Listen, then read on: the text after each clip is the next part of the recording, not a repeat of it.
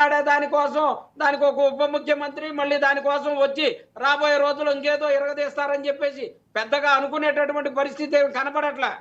పవన్ కళ్యాణ్ గారి మీద ప్రజలు నమ్మకంతో ఆయన్ని గెలిపించారు, ఆయన ఉప ముఖ్యమంత్రిగా అవకాశం ఇచ్చారు.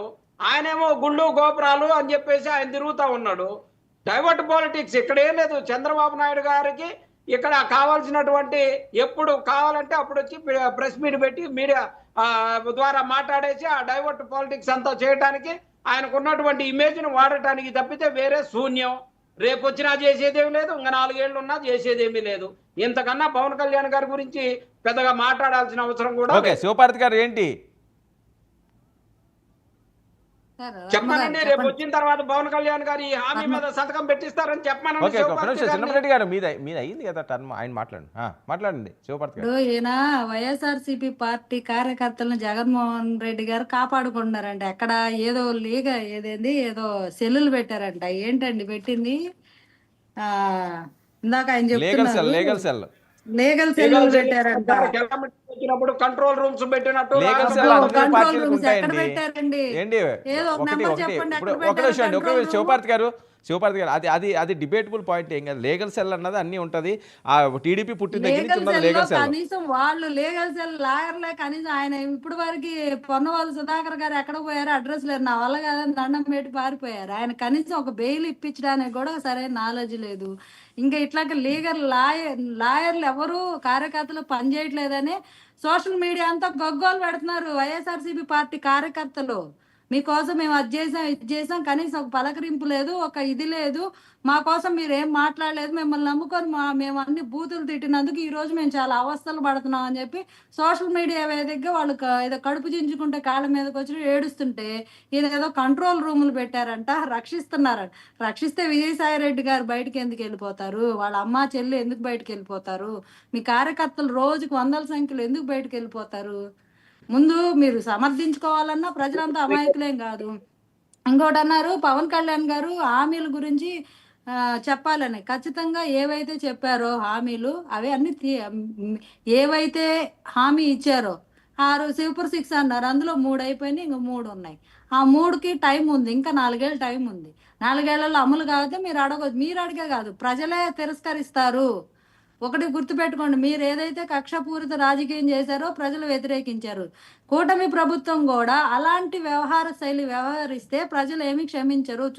ఇంతకంట చిన్నపరెడ్డి గారు ఓకే, ఏ పార్టీ కూడా ఆ రకంగా చెప్పుకోదండి. ఆవిడ ఓపెన్ గా చెప్తున్నది, కానీ నిలబెట్టుకోకపోతే మమ్మల్ని పక్కన పెడతారంటున్నాడు. ఇంకా అంతకంటే క్లారిటీ ఉంది. డెఫినెట్లీ ప్రజారంజకంగా ఏ పాలన లేకపోతే ప్రజలు హర్షించరు. ప్రజలకు విధేయతగా పనిచేస్తేనే ప్రజలు హర్షిస్తారు. మీరేదో డైవర్షన్ పాలిటిక్స్ చేసేసాం, మేము ఏదేదో చెప్పేసాం, ప్రజలు నమ్మారంటే ప్రజల అమాయకులేం కాదు. ప్రజల అమాయకులు కాదు, నిలబెట్టి నిలదీస్తారు వాళ్ళు. ప్రజల అమాయకులేం కాదు. మీరేం చేశారు? 5 ఏళ్ళు సైలెంట్ గా ఉన్న తర్వాత ఏం చేసినా అంతే, కక్షపూరితంగా కేసుల్లో పెట్టి వెయిట్ శివపార్వతి గారు ఏంటి రఫీ గారు చెప్పండి. అసెంబ్లీ సమావేశాలు 28వ తారీఖు నాడు బడ్జెట్. ఆ బడ్జెట్లో తల్లికి వందనం ఎంత అలాట్ చేస్తున్నామో, ఏ డేట్ని ఇస్తామో ఉంటుంది. మహిళలకి ఆర్టీసీ బస్సులో ఫ్రీ అనేది ఎంత డబ్బు కేటాయిస్తున్నాం, ఎన్ని వేల ఎలక్ట్రిక్ బస్సులు కొంటున్నాం ఉంటుంది. అలాగే అన్నదాత సుఖీభవ ఇచ్చేటువంటి కార్యక్రమం కేంద్రం ఎంత ఇస్తుంది, మనం ఎంత ఇస్తాం, ఏ నెలలో ఇస్తామో ఆ బడ్జెట్లో పెట్టబోతా ఉన్నాం. ఎందుకు ఈ 10 రోజుల కోసం ఇవాళ 17వ తారీఖు, 28వ తారీఖు ఎన్ని రోజులు ఉంది? మహా మాట్లాడుకుంటే 8 రోజులు మాట్లాడుకుంటారు.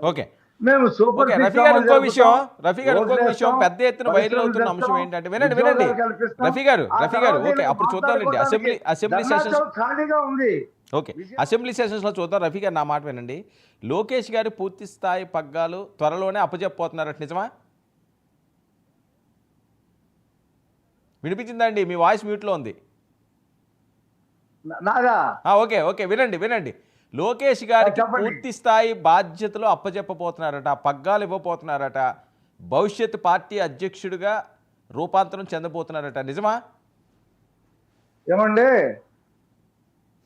భారతదేశంలో భారతీయ జనతా పార్టీ తర్వాత ఆన్లైన్లో 1,20,00,000 పైగా మెంబర్షిప్ నమోదైనటువంటి ఫోటోతో అడ్రస్తో ఇంటి నెంబర్తో ఫోన్ నెంబర్తో పాటు 100 రూపాయలు పే చేసి స్వచ్ఛందంగా ఎక్కడ పడితే అక్కడ ఆన్లైన్లో చేయించుకున్న పార్టీ మాది.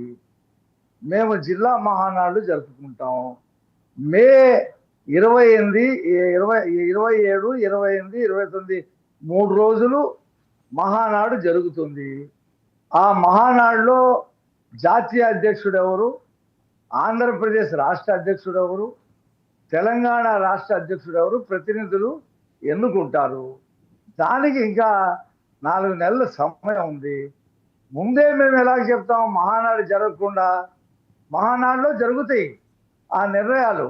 లోకేష్ గారు అవుతారో అవరో ఆ రోజు చెప్పగలను, కానీ ఇవాళ్లే లోకేష్ గారు ఉప ముఖ్యమంత్రి అయిపోతారు, లేదా లోకేష్ గారు రాష్ట్ర పార్టీ అధ్యక్షులు అయిపోతారు, ఇవన్నీ కూడా టూ ఎర్లీ. మాకు వైసీపీ లాగా మెంబర్షిప్ లేని పార్టీ కాదు, వైసీపీ లాగా అసలు ఏమి సమావేశాలు రాష్ట్ర కార్యవర్గం జరిగినటువంటి పార్టీ కాదు. మాది రాష్ట్ర కార్యవర్గం. ఒక్క నిమిషం అండి రఫీ గారు 1 మినిట్. చిన్నపరెడ్డి గారు ఒక్క నిమిషం రఫీ గారు ఒక్క నిమిషం ఉండండి. చిన్నపరెడ్డి గారు ఒక నిమిషం అండి వినండి. రఫీ గారు, చిన్నపరెడ్డి గారు ఏంటంటే 14 సంవత్సరాలు అయింది మీ పార్టీ ఆవిర్భవించి, మెంబర్షిప్ లేకపోవడం ఏంటండి? ఏంటి ఆ స్ట్రాటజీ? ఎందుకు సార్ మెంబర్షిప్ ఎందుకు లేదు? మేము ఎన్నో సార్లు మెంబర్షిప్ ఇదంతా కూడా చేశాం కదా, ఎందుకు మెంబర్షిప్ లేదని ఎవరు చెప్పారు? ఏదో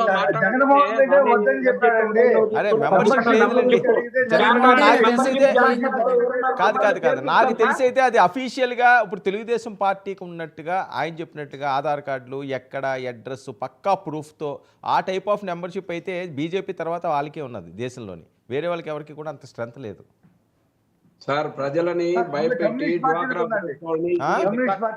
కమ్యూనిస్ట్